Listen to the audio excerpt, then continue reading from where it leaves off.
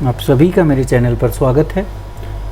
जैसा कि अभी हमने देखा कि सीबीएसई का हर जगह ये है कि इस एकेडमिक सेशन जो 2021-22 है, जैसी पेंडेमिक सिचुएशन इस समय चल रही है और जिस तरीके से सीबीएसई ने इस करंट एकेडमिक सेशन जिसका अभी रिज़ल्ट बन रहा है क्लास 10th और क्लास 12th का, जहाँ पर जो है टैबुलेशन पॉलिसी को इंट्रोड्यूस किया गया जिससे क्लास 10th और 12th का रिज़ल्ट बन सके, तो अगले साल ऐसी सिचुएशन को ना फेस करना पड़े, इसलिए सीबीएसई ने इसको पहले से ही अब की बार कंसिडर किया और उसके accordingly he special scheme of assessment for board examination class 10th and 12th for the session 2021-22 introduce की है। ये सिर्फ इसी एकेडमिक सेशन के लिए है।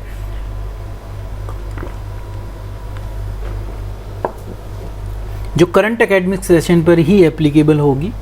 तो अभी हम देखते हैं कि ये स्कीम हमें क्या बताती है कि इस साल क्लास 10th और 12th का जो असेसमेंट होगा या कहें कि उनका रिज़ल्ट किस तरीके से प्रिपेयर होगा। तो चलिए शुरू करते हैं। ये सर्कुलर है जो 5 जुलाई को मतलब कि आज इशू किया गया है।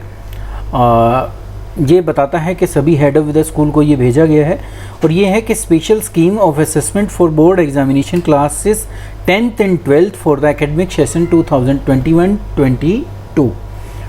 क्या कहता है वो? अब वो वही बात कहते हैं जो अभी मैं आपको कह रहा था कि associated with the conduct of board examination during the second wave in April 2021 CBSE को वो कैंसिल करने पड़े class 10th and class 12th के बोर्ड एग्जामिनेशन, और रिज़ल्ट जो डिक्लेयर किया जा रहा है करा जाएगा वो credible, reliable, flexible and valid alternative assessment policy के ऊपर किया जाएगा। This in turn also necessitated deliberation over alternative ways to look at the learning objective as well as the conduct of board examination in the session 2021-22। तो अगर ऐसी ही situation इस साल भी प्रिवेल करती है तो क्या अल्टरनेटिव वे हो सकता है जिसके थ्रू बोर्ड एग्जामिनेशन को कंडक्ट किया जा सके, लर्निंग ऑब्जेक्टिव को एसेस किया जा सके, उसको ध्यान में रखते हुए सीबीएसई ने स्पेशल स्कीम लॉन्च की है।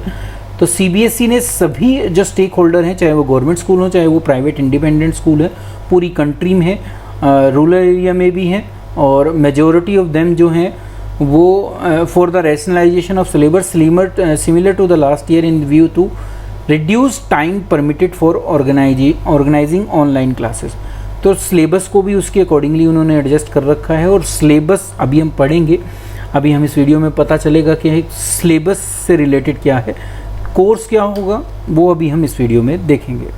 बोर्ड ने ये भी कंसीडर किया है कि जितने भी बीच में हर्डल हैं, एक तरीके से कहें कि इलेक्ट्रॉनिक गैजेट कहीं पर नहीं है, कहीं कनेक्टिविटी प्रॉब्लम है, कहीं उतनी इफ़ेक्टिवली ऑनलाइन टीचिंग नहीं हो पा रही, और भी बहुत सारे सोशल इकोनॉमिक इश्यूज़ हैं जिनको ध्यान में रखते हुए student of weaker economic section भी हैं। तो उन सभी चीज़ों को ध्यान में रखते हुए इन ए सर्वे कंडक्टेड बाय सीबीएसई ने एक सर्वे कंडक्ट किया था, उसमें ये उनके सामने ये आया कि एक रैशनलाइज सिलेबस नोटिफाई होना चाहिए, जो हुआ भी था 2020-21 में, जो पूरे सिलेबस को कवर करे और जो लर्नर्स हैं मतलब कि स्टूडेंट्स हैं उनके लर्निंग ऑब्जेक्टिव को अचीव किया जा सके स्ट्रेसफुल मैनर में। In the backdrop and in line with the board continuous focus on assessing stipulated learning outcome by making examination competencies and core concept based, student centric, transparent and technology driven and having advanced provision of alternative for different future scenarios। तो भविष्य में जो भी alternative future scenario आ सकते थे, CBSE ने उसको ध्यान में रखते हुए ये special scheme for assessment for classes 10th and 12th इस साल इंट्रोड्यूस की है 2021-22 सेशन के लिए।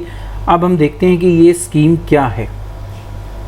तो सीबीएसई ने इसको स्पेशल स्कीम फॉर 2021-22 कहा है, इसी सेशन के लिए एप्लीकेबल है।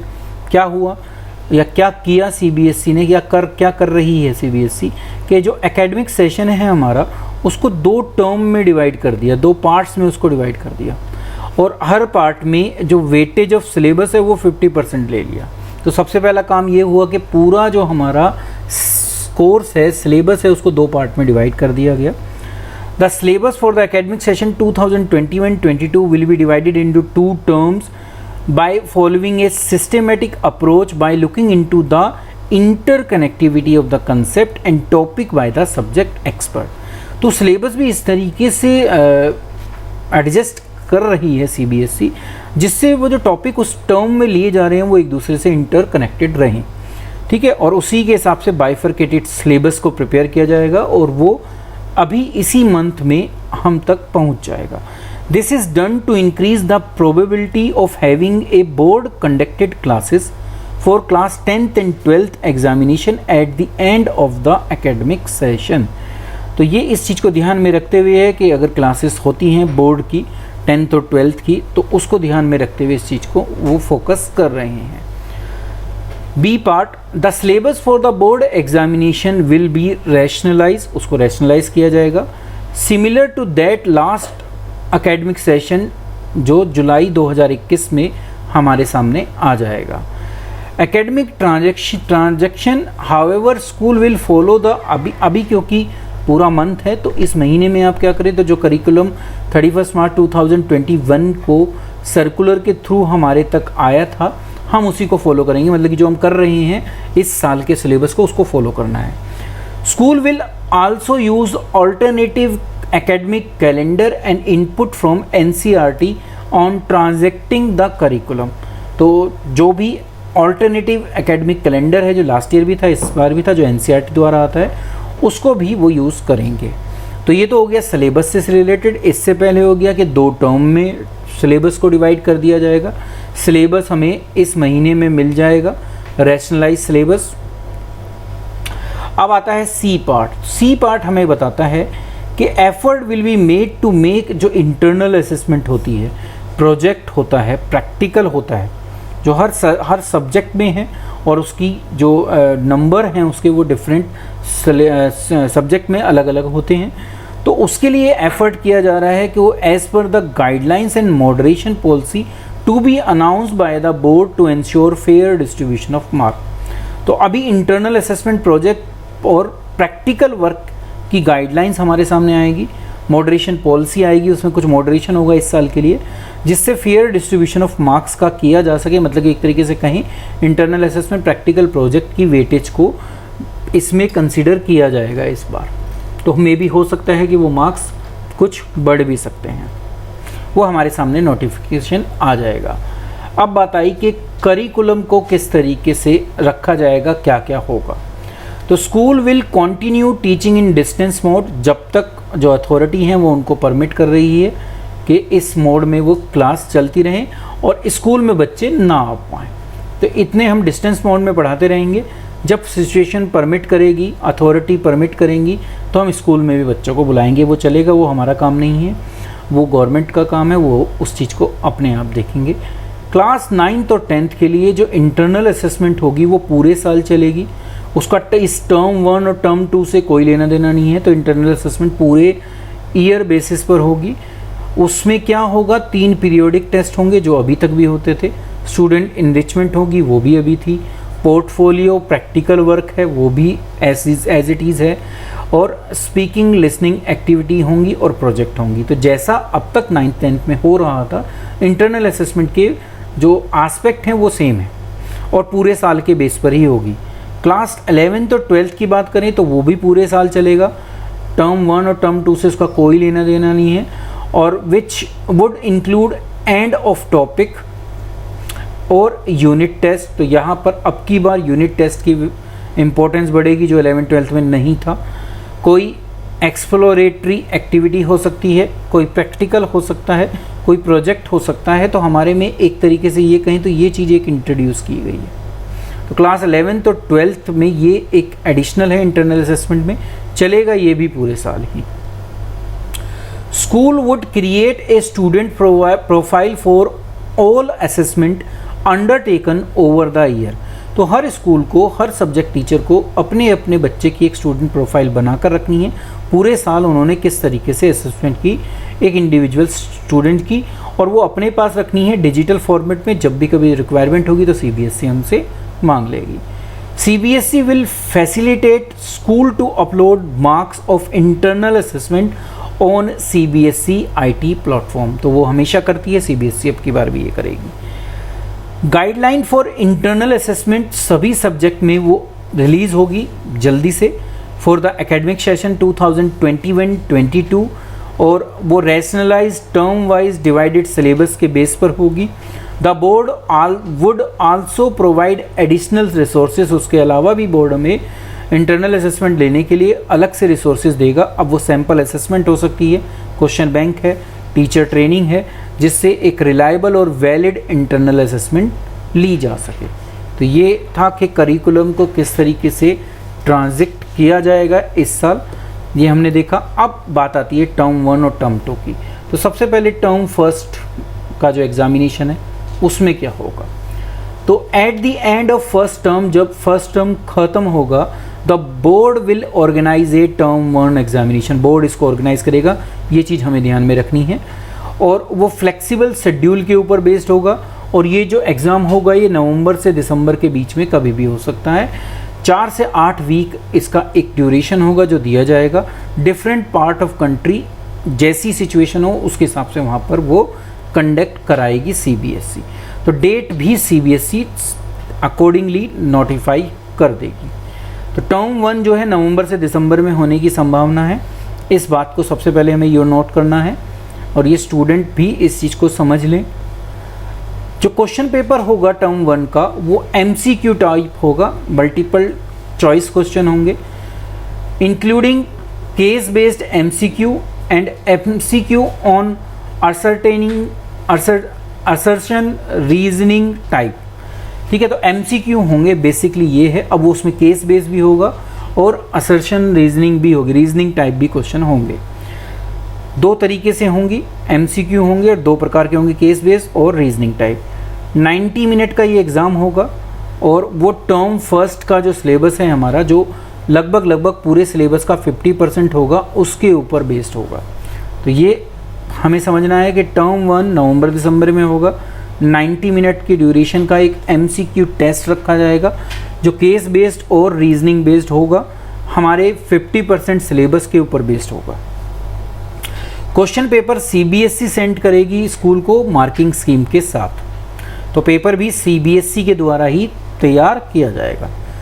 CBSE जो ये एग्ज़ाम है टर्म 1, ये एक एक्सटर्नल सुपरविज़न या एक्सटर्नल सेंटर सुपरिटेंडेंट की सुपरविज़न में ऑर्गेनाइज करेगी।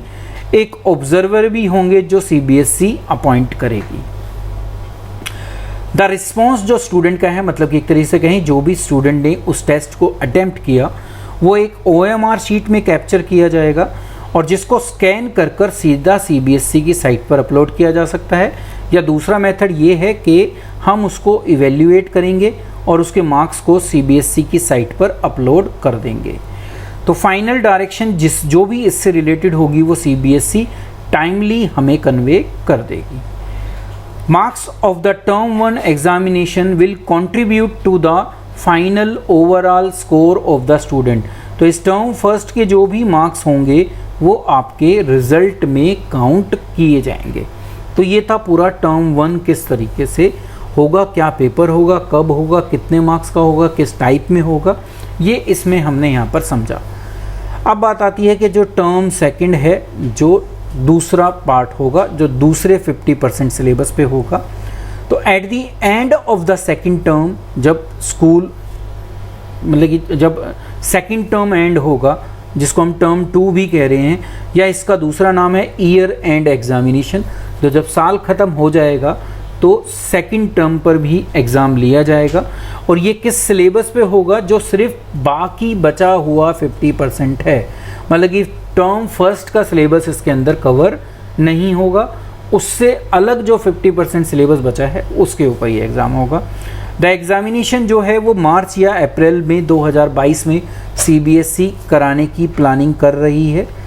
पेपर 2 घंटे की ड्यूरेशन का होगा और डिफरेंट टाइप ऑफ क्वेश्चन उसमें पूछे जाएंगे, case based, situation based, open ended, short, long answer type question होंगे। अगर सिचुएशन परमिट ना करे कि ये आपका थ्योरी बेस्ड एग्जामिनेशन लिया जा सके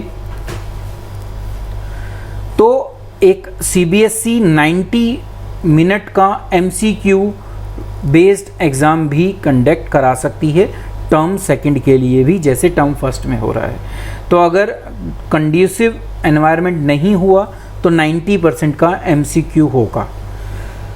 marks of second term examination को भी फाइनल ओवरऑल स्कोर में कंसीडर किया जाएगा, उनकी वेटेज होगी।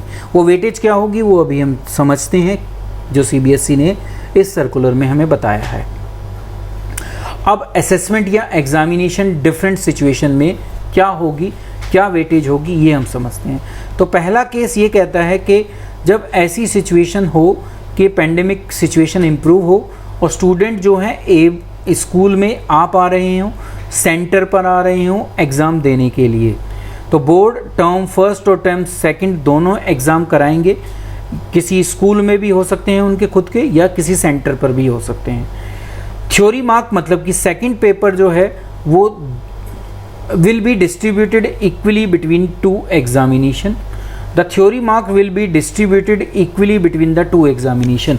तो थ्योरी मार्क्स अगर होंगे तो वो दोनों में बराबर डिस्ट्रीब्यूट कर देंगे। ये जब होगा जब दोनों टर्म के पेपर सिचुएशन परमिट करेगी कि स्कूल में आके बच्चे पेपर दे पाएँ।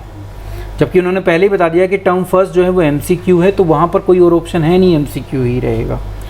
सेकंड केस ये बताता है कि अगर सिचुएशन ऐसी है कि पेंडेमिक फोर्स करता है complete closure of school during नवंबर-दिसंबर 2021 तक, तो 20 नवंबर-दिसंबर तक कंप्लीट क्लोजर है, स्कूल में बच्चे नहीं आ पा रहे, बट जो सेकंड टर्म है वो इजीली स्कूल के अंदर या सेंटर पर हो पा रहा है।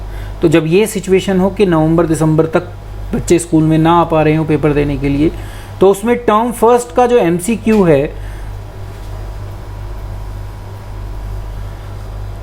वो MCQ based examination would be done by student online और ऑफलाइन, जिस भी मोड में हो, घर से इस केस में लिया जाएगा। द वेटेज उस जो टर्म फर्स्ट एमसीक्यू है उसकी फाइनल स्कोर में जो होगी वो कम कर दी जाएगी, क्योंकि फाइनल वाला पेपर स्कूल में बच्चे देने आ रहे हैं। तो टर्म 2 की वेटेज ज़्यादा होगी अगर इस सिचुएशन, ये वाली सिचुएशन प्रिवेल करती है तो। यहाँ दोनों में बराबर है ऊपर वाले केस में। तीसरा केस ये कहता है कि तीसरा केस हमें कहता है कि in case the situation of the pandemic forces complete closure of school during March April 2022। तो मार्च-अप्रैल में ऐसी कंडीशन नहीं है और स्कूल पूरी तरह से बंद है और टर्म 1 एग्ज़ाम उनका हो चुका है स्कूल में या सेंटर पे जहाँ पर भी हुआ। तो ऐसे केस में रिजल्ट जो बनेगा would be based on performance of the student on term first MCQ. देखिए टर्म फर्स्ट जो है वो एमसीक्यू ही रहेगा, वहाँ पर थ्योरी का कोई पेपर नहीं होगा, सिर्फ एमसीक्यू बेस्ड होगा वो होगा, और इंटरनल असेसमेंट होगी। ये 2 चीज़ें हो चुकी होंगी। तो weightage of marks of term first है वो यहाँ पर इंक्रीज़ हो जाएगी क्योंकि ये पेपर उनका हुआ है, ठीक है। और टर्म 2 की वेटेज एज इट इज़ क्या हो जाएगी, उसके अकॉर्डिंगली ही कम हो जाएगी। अब लास्ट सिचुएशन आती है जिसमें पूरे साल ही, पूरा एकेडमिक सेशन 2021-22 का ना नवंबर-दिसंबर में एग्ज़ाम हो पाते हैं, ना ही मार्च-अप्रैल में एग्ज़ाम हो पाते हैं। तो इस केस में किस तरीके से असेसमेंट होगी, तो result would be computed on the basis of the internal assessment जो हम पूरे साल करेंगे, प्रैक्टिकल और प्रोजेक्ट वर्क हो उसके, और थ्योरी के मार्क्स जो टर्म फर्स्ट और टर्म सेकंड के बच्चों के लिए गए हैं घर से 10th और 12th के, और उसमें फिर मॉडरेशन चलेगी। और अदर मेजर हैं जो सीबीएसई जब टाइम आएगा, जब सिचुएशन आएगी उसके हिसाब से बताएंगी, और जिसकी वैलिडिटी हो और रिलायबिलिटी हो। तो ये जब है जब पूरे साल पेपर कराने की कंडीशन नहीं हो पाती है। In all above cases, data analysis of marks of student will be undertaken to ensure the integrity of internal assessment and home-based examination. देखिए आपके पेपर जरूर होंगे टर्म फर्स्ट और टर्म सेकंड दोनों के, चाहे घर पर हो। एमसीक्यू फर्स्ट टर्म का और सेकंड टर्म का जो 2 घंटे का पेपर है वो भी एमसीक्यू फॉर्म में हो सकता है। तो ये आपके एटलीस्ट कम से कम इस बार घर से तो होंगे, पेपर भी सीबीएसई देगी। तो इस सर्कुलर ने ये क्लैरिफाई कर दिया है कि आपका अब की बार एग्ज़ाम होगा। प्रोसेस उन्होंने बता दी है, डिफरेंट सिचुएशन में किस किस तरीके से काम होगा। अगर टर्म फर्स्ट इजीली या उस कंड्यूसिव एनवायरनमेंट में हो जाता है तो उसकी वेटेज बढ़ जाएगी। अगर टर्म सेकंड कंड्यूसिव एनवायरनमेंट में हो जाता है तो उसकी वेटेज बढ़ जाएगी। अगर दोनों नहीं हो पाते हैं तो इंटरनल असेसमेंट की वेटेज बढ़ जाएगी। तो इस तरीके से पूरा इस साल की असेसमेंट करेगी सीबीएसई स्टूडेंट की। तो स्टूडेंट को ये ध्यान में रखना है कि इस बार उनकी असेसमेंट जो उनका इस साल की परफॉर्मेंस है उसके बेस पर होगी। जिस तरीके से इस साल रिजल्ट बना है वो अब की बार नहीं होने वाला। तो अंत तक वीडियो तक जुड़े रहने के लिए आप सभी का धन्यवाद। वीडियो अच्छी लगी हो तो ज़्यादा से ज़्यादा में शेयर करना ना भूलिए, चैनल को सब्सक्राइब करना मत भूलिएगा। Thank you.